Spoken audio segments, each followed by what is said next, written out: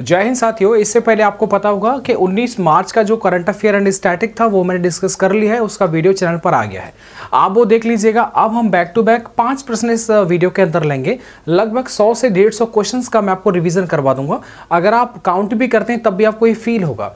And आपसे मैं कहना चाहूँगा, जितना कल का वीडियो आपने देखा एंड सपोर्ट किया, बड़ा ही अच्छा लगा। उसमें कमेंट जो थे 10-15 कमेंट थे, जो भी थे बड़े ही इंस्पिरेशनल थे, मोटिवेशनल थे। तो आप सभी के सहयोग से इस तरह से इस काम को जो वो आगे बढ़ाया जाएगा। तो बिल्कुल आप अपना सजेशन भी इस तरह की वीडियोस में दे सकते हैं, सर कौन सा चेंज करना है। एंड निवेदन रहेगा कि आप सब अपने दोस्तों तक इस वीडियो को पहुंचा दीजिएगा। बाकी मेरा काम छोड़ दीजिए, आप स्टैटिक हो, करंट हो या फिर विज्ञान हो, कोई भी चीज़ हो, मतलब क्या बताएं, छोड़ेंगे नहीं। अब आप इस वीडियो को एक बार देख लीजिएगा। यदि आप नए तो आपको ये फील होगा कि यार बहुत कम समय के अंदर हम तो बहुत कुछ सीख लेते हैं। अगर मैं आपसे एक सवाल पूछ देता हूं कि टाइम मैगजीन ने पर्सन ऑफ द ईयर 2023 जो है वो किसको घोषित किया है, तो उसका आपको जवाब देना है कमेंट बॉक्स के अंदर।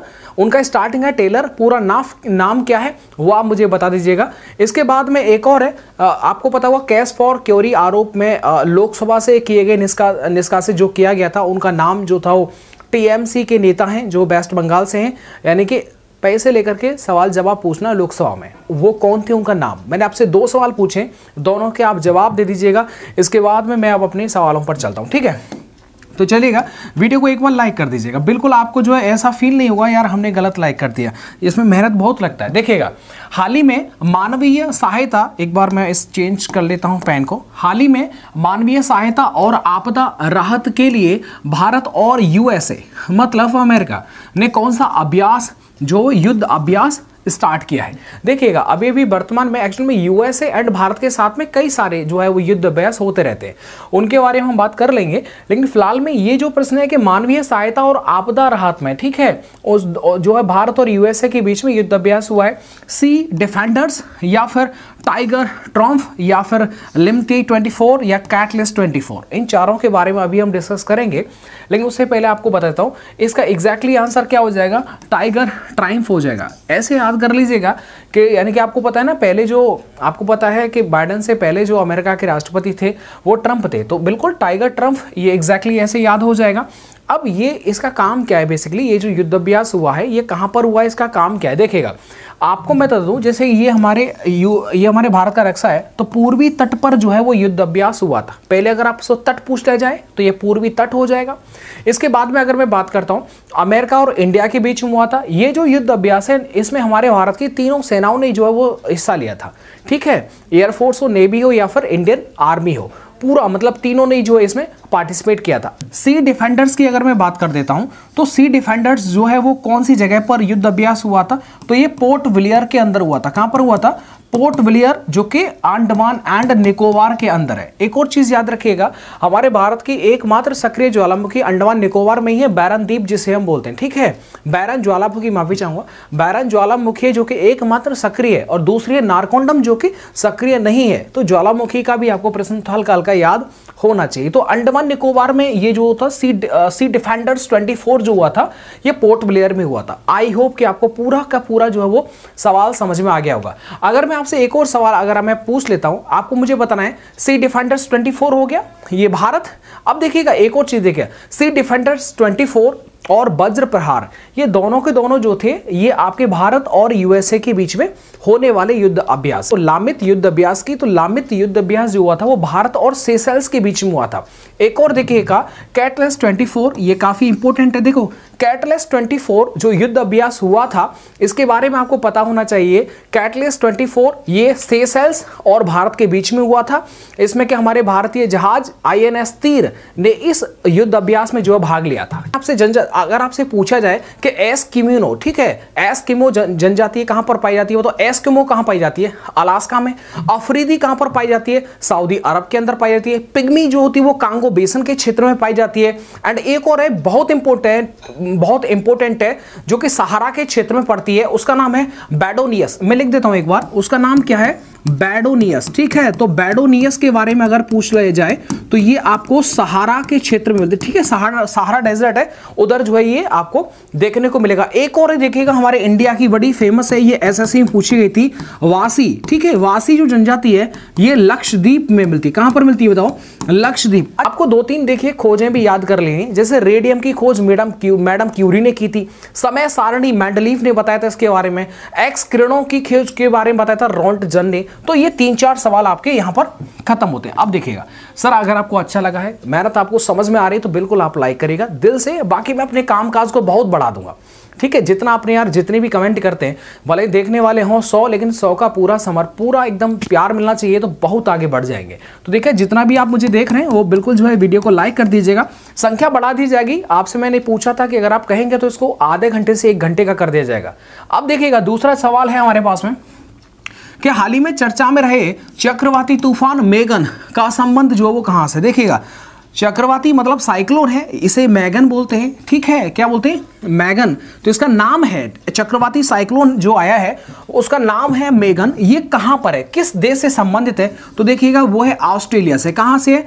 ऑस्ट्रेलिया। देखिएगा ऑस्ट्रेलिया की राजधानी आपसे अगर पूछी जाए तो कैनबरा, एंड मुद्रा इसकी जो हो जाएगी वो डॉलर हो जाएगी। देखिएगा अगर मैं बात करता हूं, जैसे मान लीजिएगा ये जो मैप है ये आपका ऑस्ट्रेलिया का मैप है, ठीक है। ऑस्ट्रेलिया का मैप है तो आपको पता होगा जो ग्रेट बैरियर रीफ जो मिलती है, महान प्रवाल भित्ति जो कि संसार की सबसे बड़ी प्रवाल भित्ति है, वो भी जो वो ऑस्ट्रेलिया में ही पाई जाती है। किस में पाई जाती है बताओ? ऑस्ट्रेलिया में ही पाई जाती है, ठीक है। इसे कंगारुओं का देश बोलते हैं। ये 2-3 जो उपाधि हैं वो इसको जो है वो दे रखा है, ठीक है। एक और चीज देखिए, जो चक्रवाती तूफान जो आया था ये जो उत्तरी ऑस्ट्रेलिया में आता, ठीक है। मतलब इस वाले एरिया में ये जो चक्रवात है मेगन, ये उत्तरी ऑस्ट्रेलिया में आया था। ये आपको याद करना है कि उत्तरी ऑस्ट्रेलिया को इसने हिट किया था। अच्छा, यहां पर एक खाड़ी का नाम आपको पूछा है तो कारपेंटिया की खाड़ी, ठीक है। ये जो खाड़ी है वो कारपेंटिया की खाड़ी है, कारपेंटिया, ठीक है। कारपेंटिया की खाड़ी को हिट किया था इस मेगन जो साइक्लोन था। अब देखिएगा 2-3 चीजें, जैसे साइक्लोन अगर आपसे पूछा जाए कि जो बिली बिलीज है, ठीक है। ऑस्ट्रेलिया में साइक्लोन मतलब चक्रवात को हम किस नाम से जानते हैं? बिली बिलीज के नाम से। किससे? बिली बिलीज के नाम से जो है वो जानते हैं, ठीक है। ये पिछली बार जो है ग्रुप डी में पूछा गया सवाल था, ज्यादा महत्वपूर्ण नहीं लेकिन आपको याद कर लेना है। अब देखो 2-3 चीजें और भी, जैसे देखिएगा जैस्पर तूफान जो था वो भी ऑस्ट्रेलिया में आया था, लिंकन तूफान था वो भी ऑस्ट्रेलिया में आया था। अगर आपसे पूछा जाए कि 2024 का पहला चक्रवात, उसका नाम देखिएगा, उसका नाम था अलबारो चक्रवात। क्या नाम था उसका? अलबारो चक्रवात, ठीक है। मैं आपको लिख देता हूं एक बार। तो अलबारो चक्रवात जो था वो 2024 का चक्रवात है। ये कहां पर आया था उसका नाम मैं आपको लिखता हूं, अलबारो चक्रवात। क्या था? अलबारो, ठीक है। राइटिंग अच्छी नहीं है।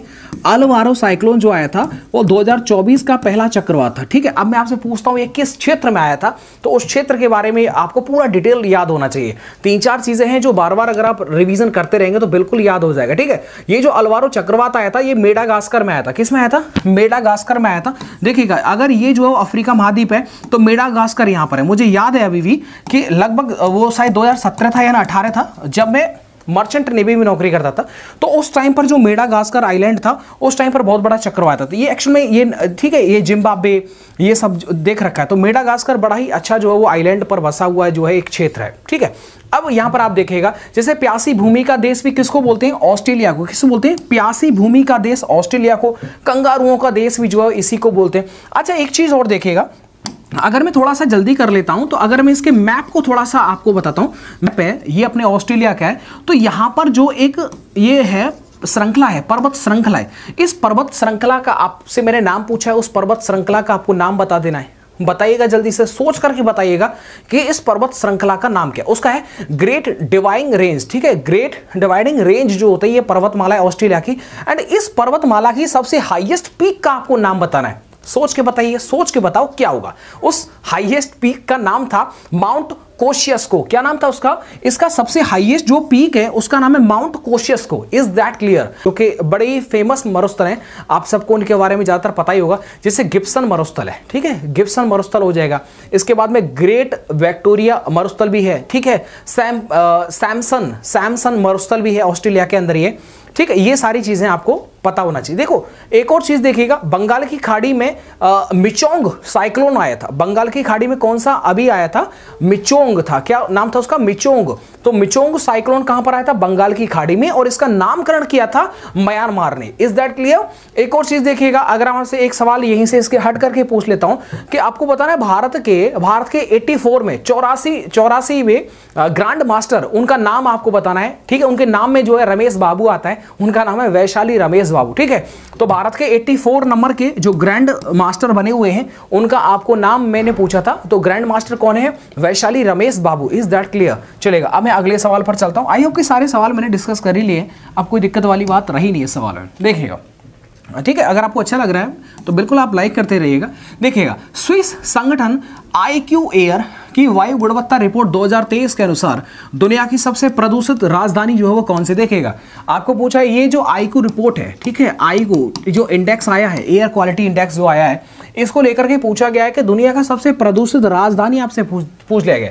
देखिए, अगर राजधानी की बात करते हैं तो देखिए वो है नई दिल्ली। और देखो नई दिल्ली के बारे में आपको सारे फैक्ट जो है वो आपको पता होना चाहिए, क्योंकि पिछली 4 साल से आप लगातार पढ़ते आ रहे हैं कि चौथी बार वो भी लगातार, ये जो भारत की नई राजधानी है नई दिल्ली, ये जो है लगातार चौथी बार जो वो वर्ल्ड के अंदर सबसे प्रदूषण वाली है, वो नई दिल्ली है। अब देखिएगा, IQ ईयर्स अगर मैं बात करता हूं संस्था, ये जो IQ ईयर जो इंडेक्स निकालती है, ये संस्था कहाँ की है? स्विट्जरलैंड की है। कहाँ की है बताओ? स्विट्जरलैंड की। देखो लिखने से कोई फायदा नहीं है, मैं आपको जस्ट मौखिक रूप से बताते जा रहा हूं, क्योंकि आपने लिख चुके हैं सब।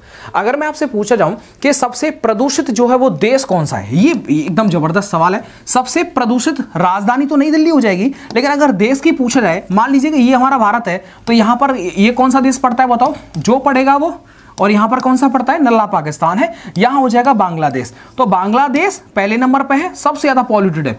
दूसरे नंबर पे पाकिस्तान है, और उससे थोड़ा कम जो है वो इंडिया है। ठीक है, तो इंडिया का नंबर, ठीक है, IQ ईयर के इंडेक्स में कौन सा नंबर है बताओ? तीसरा। तो इंडेक्स से संबंधित सवाल है, मैं आपको 10-15 आपको इंडेक्स बता दूंगा। तो अगर महानगरीय क्षेत्र पूछूं कि सबसे प्रदूषित महानगरीय क्षेत्र कौन सा है, तो वो है आपका बिहार का है, ठीक है, बेगूसराय। कौन सा है?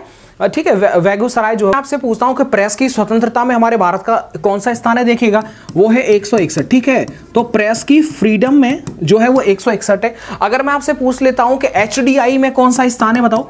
HDI में ये मैं आपके लिए रख देता हूं। इसके बाद में अगर मैं आपसे पूछ देता हूं कि ग्लोबल जेंडर गैप में कौन सा स्थान हमारा देश रखता है, वो है 127। इसके बाद में देखिएगा, एक और है भ्रष्टाचार धारणा, ठीक है, जो है इसमें कौन सा स्थान हम जो है हमारी इंडिया रखती है, वो 93 रखती है। इसके बाद में एक और बड़ा ही अच्छा है शांति खुशहाली। ठीक है, शांति के क्षेत्र में देखिएगा, शांति के क्षेत्र हो या फिर खुशहाली, ठीक है, खुशहाली, ठीक है, शांति या देखो वही वाली बात है, जहां पर शांति होगी वहां पर खुशहाली भी होगी।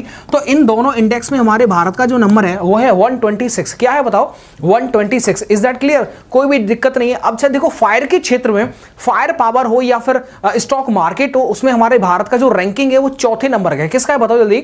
चौथे नंबर का। ठीक है, अच्छा एक बड़ा ही इंपॉर्टेंट है, वो है 111। 111 बताओ, वो है हंगर इंडेक्स। कौन सा है बताओ? हंगर इंडेक्स है, ठीक है, भूख से संबंधित है। तो हंगर इंडेक्स में हमारे भारत का जो स्थान है वो कौन सा बताओ? 111। उम्मीद करता हूं सारे इंडेक्स जो है वो आपको सिंपली जो है वो याद हो गए। 111 हो गया, 127, 93, ठीक है, ये सब चीजें याद हो गई। चलिए अब देखिएगा अगला सवाल है कि हर साल अंतरराष्ट्रीय प्रसन्नता दिवस, ठीक है, कब सेलिब्रेट किया जाता है? मतलब हैप्पीनेस डे। कौन सा डे? खुशहाली वाला दिवस। कौन सा? खुशहाली वाला। बताओ खुशहाली। देखिएगा, मैंने आपको बताया था, अभी बताया था कि शांति हो या फिर खुशहाली हो, उसमें जो स्थान है हमारे इंडिया का वो 126 है। भाई ये सारे याद करना है। हंगर इंडेक्स में कितना है? 111 है। चलिए छोड़िए, फिर ये टॉपिक रह जाएगा। चलिए अब मैं यहीं पर अपनी बात को ही घुमाता हूं। इसके बाद में जो इंपॉर्टेंट डेज है वो भी मैं आपको याद करवा दूंगा। देखिए हर साल अंतरराष्ट्रीय प्रसन्नता दिवस जो कब सेलिब्रेट किया था बताओ? 20 मार्च को। कब? 20 मार्च को जो है वो हर साल, ठीक है, अंतरराष्ट्रीय इंटरनेशनल, ठीक है, जो प्रसन्नता दिवस है वो आपका 20 मार्च को। अच्छा 20 मार्च को एक और स्पैरो डे, कौन सा है बताओ? गौरैया। क्या है? ठीक है, गौरैया दिवस भी जो होता है वो भी जो है वो 20 मार्च को ही सेलिब्रेट किया जाता है। तो वो कब स्टार्ट किया गया था? 2013 में। एंड इसका जो सुझाव दिया था ये भूटान ने दिया था। ठीक है, भूटान के द्वारा ये कहा गया था भाई देखो अंतरराष्ट्रीय स्तर पर हमें जो है वो खुशहाली से संबंधित ज्यादा महत्व देना चाहिए, इंसान खुश रहना चाहिए। तो खुश में आपको पता है इसका सुझाव 2013 में भूटान ने दिया था। भूटान की राजधानी क्या है, करेंसी क्या है, वो आपको मुझे बता देनी है। इसके बाद में देखिएगा 2-3 डेज हैं जो मैं आपको बताता हूँ। अगर मैं आपको 1 मार्च के बारे में पूछता हूँ, ठीक है, 1 मार्च जो किसको सेलिब्रेट किया जाता है, तो शून्य भेदभाव दिवस, ठीक है। 16 मार्च बताओ जल्दी, वैक्सीनेशन टीकाकरण है। 15 मार्च विश्व उपभोक्ता दिवस। 22 मार्च जल दिवस है। तो 2-3 चीजें उनको आपको थोड़ा थोड़ा देख लीजिएगा। अगर मैं देखिएगा अंतर्राष्ट्रीय महिला दिवस की बात करता हूं तो 8 मार्च हो जाएगा। अंतर्राष्ट्रीय बाघ दिवस की बात करते तो 29 जुलाई हो जाएगा। कारगिल विजय दिवस की बात करते तो 26 जुलाई हो जाएगा। राष्ट्रीय हिंदी दिवस की बात करते हैं 14 सितंबर हो जाएगा। लेकिन अंतर्राष्ट्रीय, ठीक है, विश्व हिंदी दिवस जो अगर सेलिब्रेट करते हैं तो वो 10 जनवरी को होता है। प्रवासी भारतीय दिवस 9 जनवरी 1915, जबकि आपको पता है ना साउथ अफ्रीका से हमारे महात्मा गांधी जी वापस आए थे हमारे देश में। 3 मार्च को क्या होता है, विश्व वन्य जीव दिवस जो है वो सेलिब्रेट किया जाता है। Is that clear? इसके बाद में 1 मार्च बता दिया, शून्य भेदभाव दिवस। तो ये 3 बहुत सारी डेट थी जो मैंने आपको बता दी मौखिक रूप से। हाल ही में पहली बार फॉर्मूला 4 रेस का आयोजन ये कहां पर हुआ है, तो देखिएगा फॉर्मूला, ठीक है, फॉर्मूला 4, ठीक है, ऐसा नहीं है, फॉर्मूला 1, 2, 3 एंड 4 भी होता है। अच्छा, फॉर्मूला 1, 2, 3 ये सब क्या होता है उसके बारे में हम बात करते हैं अभी। तो देखिएगा हाल ही में पहली बार फॉर्मूला 4 रेस का आयोजन कहां पर हुआ है, तो उसका एग्जैक्टली हो जाएगा जम्मू एंड कश्मीर, मतलब श्रीनगर, ठीक है। तो जम्मू एंड कश्मीर के अंदर जो है वो श्रीनगर पड़ता है और श्रीनगर में ही फॉर्मूला 4 रेस का आयोजन हुआ है, ठीक है, कोई दिक्कत तो नहीं है। अब देखिए थोड़ा सा हम बात करते हैं, ये जो स्थान मतलब जहां पर ये फॉर्मूला 4 रेस हुआ है, श्रीनगर, मतलब जिस क्षेत्र आसपास हुआ है वो डल झील के आसपास, कहां पर हुआ बताओ, डल झील के आसपास जो है वो ये क्षेत्र है, मतलब जहां पर ये फॉर्मूला 1 रेस हुआ है। आपका पूछा हुआ सर जी कितना, देखो एक मैं आपको बताता हूं, 2 स्थान आप याद रखिए, एक है ललित पार्क से नेहरू पार्क, ठीक है, ललित पार्क से Nehru park I think 1.6 kilometre है, मतलब 1600 किलोमीटर का ये रास्ता पड़ता है। एंड उसी रास्ते पर जो है ये फॉर्मूला 4 रेस का आयोजन हुआ था। अब देखिएगा फॉर्मूला 4 हो गया, 1, 2, 3 ये सब स्पीड में, ठीक है, ये सब डिसेंडिंग ऑर्डर में। सबसे ज्यादा जो स्पीड होती है, ठीक है, बाइक हो या फिर कार हो, सबसे ज्यादा जो स्पीड होती है, जिस स्पीड से दौड़ते हैं, वो फॉर्मूला फर्स्ट में होती है, ठीक है, फॉर्मूला फर्स्ट होगा। मैं आपसे पूछता हूं, वो भारतीय यार बड़ा ही अच्छा मतलब इंस्पिरेशन है वो मेरा। फॉर्मूला फर्स्ट रेस के अंदर जो कौन से भारतीय हैं जो भाग लेते हैं, उनका आपको नाम बताना है। उनके नाम है नारायण कार्तिकेयन। क्या नाम उनका? नारायण कार्तिकेयन, जो फॉर्मूला फर्स्ट नंबर के जो रनिंग है उसमें जो भाग लेते हैं। ये मतलब इसमें जो होता है आपको गाड़ी चलाना होता है बड़ी रफ्तार से, आपने देख रखा होगा। 2-3 चीजें और बता देता हूं आपको। एंड इसके बाद में थोड़ी कम स्पीड इसमें कम हो जाएगा। 4 नंबर में जो सर ने बताया था वो मुझे जहां तक मुझे याद है 200 किलोमीटर पर आवर की स्पीड से जो गाड़ी चलाना होता है और वो आपको सबसे आगे लेना था, ठीक है। नारायण कार्तिकेयन जो है वो फिलहाल ऐसी बात है कि अभी तक जीते नहीं है, लेकिन वो हर बार प्रयास करते हैं। एंड ये बहुत बड़ी चैलेंजिंग बात होती है, फॉर्मूला फर्स्ट रेस के अंदर पार्टिसिपेट करना ही अपने आप में बहुत बड़ी बात है। तो इसलिए उनके लिए जो है रियली रेस्पेक्ट तो बनता है।